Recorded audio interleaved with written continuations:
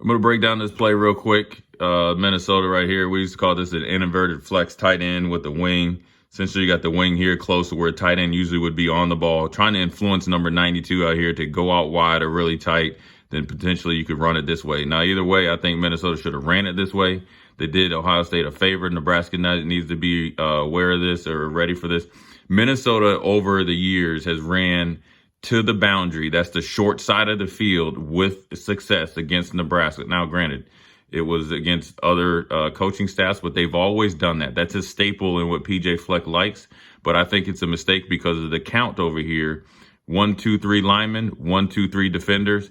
You think you're going to get an advantage with this little chump right here, but you didn't because you're so tight. It allows him to be a free runner. So essentially, you're either 4-on-4, but you're actually 4.5 in the negative because here comes Caleb Downs. This front right here, I'm going a little quick, is called a bear front. 3 defensive linemen down, right? Outside linebacker. Nebraska ran this against Michigan. You run this against 12 personnel, 1 running back, 2 tight ends, linebacker here, X factor right here, okay? This dude right here is safety that probably could go number 1. He's an old school safety, Kenny Easley, those type of safeties, Ed Reed. Caleb Downs is a dude. They got a first-round pick right here, first-round potential pick right here, and here. So the Ohio State is stacked again. But this is a staple in Minnesota. It's going to be a tackle counter. He's going to pull and try to kick out, but you win here in the nose. Destroy, win right here.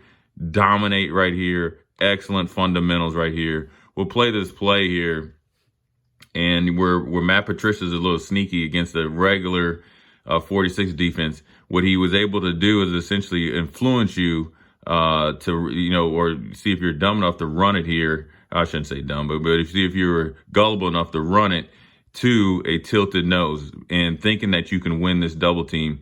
Ohio State does a really good job of reestablishing the line of scrimmage. Win here. Right here, good job right here, corner right there, and to your safety able to come up and make the play. Of course, the little dudes get it hype.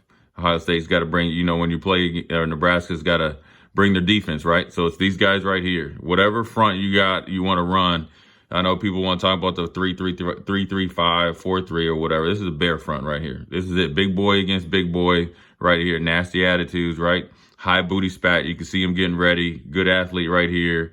Watch this play right here, how they're able to win, but look how violent they get off.